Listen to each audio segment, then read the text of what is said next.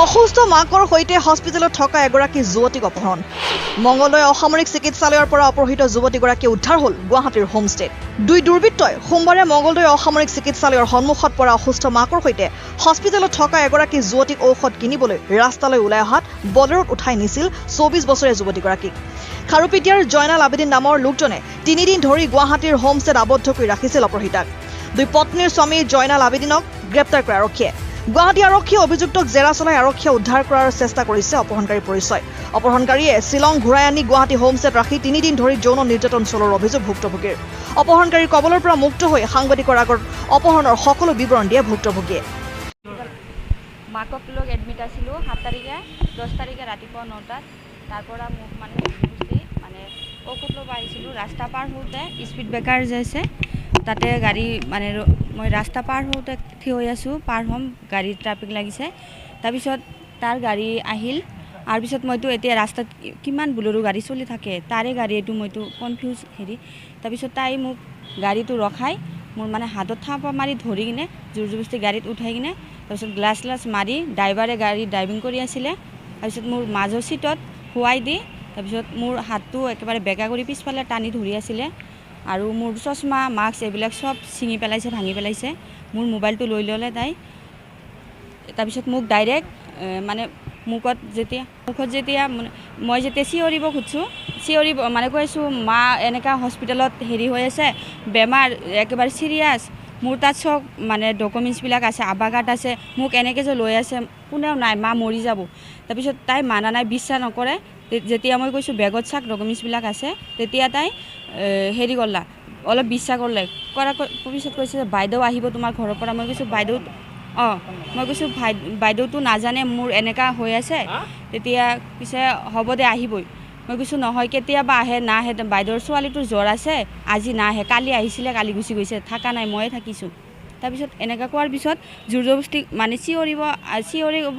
চিঞৰি আছোঁ মই তেতিয়া মোক মাজৰ চিটত শুৱাই দি ড্ৰাইভাৰক কৈছে স্পীডত যোৱা তাৰপিছত মই উঠিব দিয়া নাই মোৰ হাতটো ধৰি আছে একবাৰ বিষাই গৈছে দুখ পাই আছোঁ হাতত তাৰপিছত মুখত এনেকুৱা ধৰাৰ পিছত মই আৰু একো ক'ব নোৱাৰোঁ পিছত শ্বিলঙত লৈ গৈছে লোৱাৰ পিছত মই তেতিয়া সাৰ পাই চাইছোঁ যে অকল পাহাৰ তাৰপিছত চোৱাৰ পিছত ড্ৰাইভাৰে কৈছে যে তোমালোকে যদি থাকিবা ইয়াতে মোৰতো যাব লাগিব ঘৰত তাৰপিছত ড্ৰাইভাৰক আকৌ যোৰাবাটত আহি নমাই দি তাৰপিছত মোক লৈ শ্বিলঙৰ ফালে আকৌ গৈ আছে মই কৈছোঁ যদি আপুনি শ্বিলঙত যায় তেতিয়া মই ইয়াত মানে গৈ আছোঁ জিন্দা মৰা ডেথ হৈ আহিব লাগিব মই মানে তাতে ছুচাইড কৰিম আপোনাৰ লগত নাযাওঁ কিয় মোক এনেকৈ লৈ আহিলে বহুত ৰিকুৱেষ্ট কৰিছোঁ ড্ৰাইভাৰেও মোক কৈছে তাক কৈছে জয়নালক কৈছে যে ইমান যদি ৰিকুৱেষ্ট কৰি আছে মাও বেমাৰ তেতিয়াহ'লে তাক এৰি দিয়ক তাই দেখোন ইচ্ছা নাই আপোনাৰ লগত আহিবৰ কাৰণে ইচ্ছা থাকিলেতো এনেকুৱা নকৰলা হয় তাৰপিছত তাই ড্ৰাইভাৰক অকণমান ধমকি দিলে যে তোমাক মই লৈ আহিছোঁ তুমি এনেকুৱা কিয় কৈছা তোমাৰ যিটো কাম সেইটো কৰি থাকা এইটো কৰাৰ পিছত তাই মুতালব নামৰ মানুহক ফোন কৰিছে তাই বিশ্বাস নকৰাৰ কাৰণে ভিডিঅ' কল কৰি মোক দেখাইছে দেখুৱাৰ পিছত মই তাকো ৰিকুৱেষ্ট কৰিছোঁ যে এনেকৈ কথা মোক এৰি দিব কওক মই লাগিলে 2 দিনমান পিছত তাৰ লগত গুচি আহিম বাচিবৰ কাৰণে কৈছোঁ তথাপিও মোক এৰি দিয়া নাই তাৰপিছত যেতিয়া মই মৰাৰ কথা কৈছোঁ যে মৰি যাম তেতিয়া আকৌ শ্বিলঙৰ পৰা ঘূৰি তাই আহিল গুৱাহাটীত বোলে আৰু পিছত হোমষ্টে এটা লৈছে ঘৰৰ নিচিনা চোতাল চব আছে তাতে গাড়ী ৰখাই লক কৰি ৰুম লৈ তাতে আধাৰ কাৰ্ড নালাগে তেতিয়া গুৱাহাটী 6 মাইল তাতে গাড়ী ৰখাই মানে লক কৰি যাতে মই নামিব নোৱাৰোঁ সেনেকুৱা কৰাৰ পিছত আহি ৰুমটো লৈ তাৰপিছত মোৰ হাতত ধৰি কৈছে তুমি যদি কিবা উল্টা পুল্টা কোৱা ইয়াতে বা কৰা তেতিয়াহ'লে মই যদি ফাঁচি যাওঁ তোমাকো মাৰিম এনেকৈ ক'লে জয়নাল আবেদিনে ক'লে মোক মানে বহুত মানে ভয় দেখাই আছে মোক মাৰি পেলোৱাৰ কিবা কিবি কৰিব এইবিলাক কৈ মানে হাত ধৰি ৰুমত লৈ যোৱাৰ পিছত তাতে ৰাতিটো থকাৰ পিছত পিছদিনা আকৌ মোৰ মোবাইলটো লোৱাৰ পিছত চিম খুলিছে তাৰ মোবাইলৰ চিম খুলিছে ছুইচ অফ কৰি পিছদিনা সৰু মোবাইল এটা লৈছে চিম এটা লৈ মুতালেব নামৰ মানুহৰ লগত তাই পূৰা কণ্টেক্ট কৰি আছে তাই ইনফৰমেশ্যন দি আছে তাক পুলিচ গৈছে কি কৰিছে নিউজ কৰিছে এইবিলাক চব কৈ আছে কোৱাৰ পিছত তাই কৈছে যে ইয়াত থাকিব নোৱাৰা বহুত ক্ৰিটিকেল আছে ইয়াৰ পৰা গুচি যোৱা পিছদিনা তাই GNRCৰ সন্মুখত ৰুম এটা আছে তাতে ঘৰৰ নিচিনা তাতে লোৱাৰ পিছত তাৰ পৰা আহোঁতে আইটেল কলেজ পাৰ হৈ কিনে পাহাৰ আছে তাতে গাড়ী ৰখাল পাহাৰৰ ৰাস্তা আছে তাতে গাড়ী ৰখাই মোক মানে ঘৰত ফোন কৰিব দিলে কৈছে যে ফোন কৰা নহ'লে সিহঁতে চিন্তা কৰিব মই যি শিকাই দি আছোঁ তেনেকৈ ক'বা, যদি কিবা উল্টা পুল্টা কোৱা মোক ফচাই দিয়া, তেতিয়াহ'লে পাহাৰৰ ওপৰত গাড়ী আছে, যদি মই ফাঁচি যাওঁ তেতিয়াহ'লে পুলিচৰ হাতত যাব নালাগে, ইয়াৰ পৰাই দুটা শেষ হৈ যাম, পাহাৰৰ পৰা গাড়ীটো নমাই দিম। এনেকৈ মানে কি খবৰ এইটো শিকাই দিছে, ঘৰত কোৱা মোৰ বয়স হৈছে, মই ইচ্ছাৰ বিৰুদ্ধে আহিছোঁ, তাই জোৰ কৰি অনা নাই, চিন্তা কৰিব নালাগে, এনেকৈ কৈছে। নিজে কেনেকৈ যাম, মোৰ তাত চব ডকুমেণ্টছ আছে মাকৰ, মা 7 তাৰিখৰ পৰা এডমিট আছিলে, মই যদি গ'লোঁ হয় তেতিয়াহ'লে মাক ভাল কৰি ঘৰত থৈ আহি যাব পাৰিলোঁ হয়নে নাই। পিছে এতিয়া তাতে 3 দিন ৰাখিছে, তাত বান্ধি ৰখা নাই, মানে হাত ধৰি ৰাখিছে, হাতটো কেতিয়াও এৰি দিয়া নাই মোক। ৰুম তালা মাৰি থৈছে, গাড়ীত যদি কিবা আনিব গৈছে গাড়ী লক কৰি থৈছে, মোক মানে শুৱাই দি গৈছে, এনেকুৱা জোৰ জবস্তি বহুত শাৰীৰিক অত্যাচাৰ কৰিছে। জোৰ জবস্তি মোক ৰেপ কৰিছে, ভাল নাপাওঁ। তাত 2টা তিৰি আছে, 4টা ছোৱালী আছে, ল'ৰা ছোৱালী আছে 4টামান, আৰু বয়স হৈছে, নামটো জয়নাল আবদিন, গড় এটা খাৰপিটিয়া, এটা বুটপুখুৰী, 2টা। এতিয়া মোৰ ন্যায় বিচাৰ লাগে। অপহৰণ, মোক কিডনেপ কৰি জোৰ জবস্তি ৰেপ কৰিছে। আমাৰ ঘৰৰ পৰা মানুহ মানে আৰক্ষীৰ সহযোগিতা লৈ কিনে মোক ওলাই লৈ আহিছে গুৱাহাটীৰ পৰা। যিদিনা অপহৰণ হৈছে সেইদিনা 10 তাৰিখ আছিল। 10 তাৰিখে ৰাতিপুৱা 9টামান বজাত মোৰ সৰু ভনী মানে অপহৰণ। তাৰপিছত চিনাক্ত মানুহজনীৰ নাম যেতিয়া আমি গম পাইছোঁ যে এইজন মানুহে লৈ গৈছে, জয়নাল আবদিন বুলি নাম, তেতিয়া আমি মংগলদৈ থানাত অপহৰণ বুলি এজাহাৰ এখন দিছোঁ। 12 তাৰিখে আমি গম পাইছোঁ গুৱাহাটী 6 মাইল ৰদালি হোমত মানে সিহঁতে আছে বুলি মানে আমি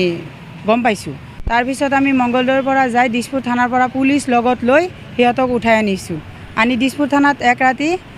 1 দিন থাকি তাৰপিছত আমাৰ মংগলদৈ থানাৰ পৰা পুলিচ যায়। কালি 13 তাৰিখত আমি মংগলদৈ থানাত হাজিৰ কৰিছোঁ। 10 তাৰিখে ৰাতিপুৱা 9টা বজাত অপহৰণ হৈছে তাই হস্পিটেলৰ পৰা, কিন্তু আমি গম পাইছোঁ 1টামান বজাত, দুপৰীয়া 1টামান বজাত মংগলদৈ চিভিল হস্পিটেল। ইয়াতে মোৰ মা এডমিট হৈ আছিলে হস্পিটেলত, আৰু মোৰ ছিষ্টাৰজনী তাৰ লগত আছিলে, তাইয়ে দেখভাল কৰিছিলে। আৰু মোৰ ছিষ্টাৰজনী যেতিয়া মোৰ মাৰ লগত এডমিট আছিলে আৰু কোনো নাছিল, তাই অকলে আছিলে দেখভাল কৰা, মাক মানে চোৱা মেলা, ঔষধ কিনা, খোৱা, এইবিলাক তাইয়ে হেৰি কৰিছে। তাৰপিছত যেতিয়া আমি ভাত পানী বনাই ঘৰৰ পৰা আহিছোঁ হস্পিটেললৈ, তেতিয়াতো মাৰ লগত কোনো নাই, মাতো মোবাইলো নাই যে মোক ফোন কৰিব যে আক্তাৰা পাৰবিন এনেকুৱা নাই বুলি, এনেকুৱাতো ক'ব পৰা নাই। মই হস্পিটেলত আহিয়ে গম পাইছোঁ আক্তাৰা নাই বুলি হস্পিটেলত, 9টামান বজাত ৰাতিপুৱা। তেতিয়া আমি মংগলদৈ থানাত আহি কেছ দিলোঁ অপহৰণ বুলি। আধা ঘণ্টামান পিছত মানে গম পাইছোঁ যে জয়নাল আবদিন নাম মানুহজনীৰ, গম পাইছোঁ যে তাই মানে আগৰ পৰাই আমাৰ চিনাক্ত, তাৰ সন্দেহ আছে তাৰ প্ৰতি। তেতিয়া জয়নাল আবদিনক মই কল কৰিলোঁ, ডাইল কলত, নাম্বাৰটো ব্লক কৰা আছে, হোৱাটছআপত কল কৰিছোঁ, ৰিচিভ কৰিছে। কৰাৰ পিছত তাই কৈছে মই লৈ আহিছোঁ, তহঁতৰ লগত চেলেঞ্জ কৰিছিলোঁ না যে উঠাই আনিম বুলি, আজি উঠাই আনিলোঁ, সেনেকৈ কৈছে। আগতে গণ্ডগোল মানে মোৰ ছিষ্টাৰজনী কৰিমচক হস্পিটেলত ৱাৰ্ড গাৰ্লৰ জব কৰিছিলে, তেতিয়াৰ পৰাই জয়নাল আবদিনে একদিন হস্পিটেলত যায় মোৰ ছিষ্টাৰজনীৰ লগত চিনাকি হৈ ভনী দাবী দি তাৰমানে তাৰ লগত কথা চথা কৈছিলে, ভনী হিচাপত তোমাক এটা চাকৰি লৈ দিম, এনেকুৱা কথা পাতিছিলে। তেতিয়া মোৰ ভনীজনী যেতিয়া গম পাইছে যে ই তাৰমানে স্বভাৱটো অলপ বেয়া, তাৰপিছত ইয়াৰ লগত আৰু মাতা বোলা নাই, আৰু ইয়াৰ লগত কোনো ফোনত যোগাযোগ নাই। কিন্তু আৰু আমি থানাত মই হেৰি কৰিব দিছোঁ, চাৰ্জশ্বিটখন ওলাব দিছোঁ যে কিবা ফোনত যোগাযোগ যদি আপোনালোকে পা পিছত ক'ব, কিন্তু থানাত আমি সেইখিনি ওলাব দিছোঁ চাৰ্জশ্বিটখন। এতিয়া আমি বিচাৰোঁ, আইনৰ তাত এইটোৱে ক'ব বিচাৰোঁ যে আমাৰ ভণ্টিজনী, তাই শিক্ষিত ছোৱালী এটা, হাই ছেকেণ্ডাৰী ক্লিয়াৰ কৰি তাই নাৰ্ছিঙত 3 বছৰ নাৰ্ছিং কমপ্লিট মানে পঢ়িছে, কমপ্লিট হৈছে। এতিয়া প্ৰেক্টিকেলো কৰিছে, এক্সপেৰিয়েন্সটো বাকী আছে 3 মাহৰটো। আৰু এটা তাই কম বয়সীয়া ছোৱালী, আৰু জয়নাল আবদিনৰ বয়স 52 বছৰ, আৰু 2টা কন্যা আছে তাৰ আগৰ, 2টা তিৰি থাকাৰ, ল'ৰা ছোৱালীও আছে, 2জনৰে 2টা তিৰিৰে ল'ৰা ছোৱালী আছে। আৰু মোৰ ছিষ্টাৰজনীৰ বিয়াও হোৱা নাই, তাই পঢ়া অৱস্থাত থাকাত এনেকুৱা যদি অপহৰণ কৰি লৈ যায়, 3 দিন ৰুমত ৰাখি 10 তাৰিখে অপহৰণ কৰিছে, 13 তাৰিখত আমি হাজিৰ কৰিছোঁ থানাত। এতিয়া আমি আৰক্ষীৰ তাত এইটোৱে বিচাৰোঁ, ন্যায়টো বিচাৰোঁ, আৰু আমাৰ ভনীটোৰ ভৱিষ্যতটো কি হ'ব? তাইওতো এটা শিক্ষিত ছোৱালী, ভৱিষ্যতটোতো এনেকুৱা কৰি দিলে জয়নাল আবদিনে। এতিয়া আৰক্ষীৰ তাত আমি এইটোৱে বিচাৰোঁ, ন্যায় বিচাৰটো আমাৰ লাগে, আৰু উচিত বিচাৰটো লাগে, আমাৰ উচিত শাস্তি পাব লাগে, এইখিনিতে আমি বিচাৰোঁ। আমাৰ হিমন্ত মামায়ে কৈছে যে আজিকালি আইন যিটো ওলাইছে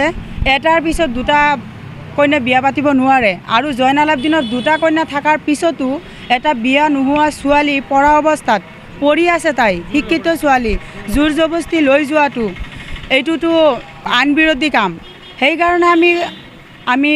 হিমন্ত মামাকো কৈছোঁ বস্তুখিনি যাতে তদন্ত কৰি উচিত শাস্তি দিয়ে সেইখিনি আমাৰ মানে কামনা news desk report N24 Assam.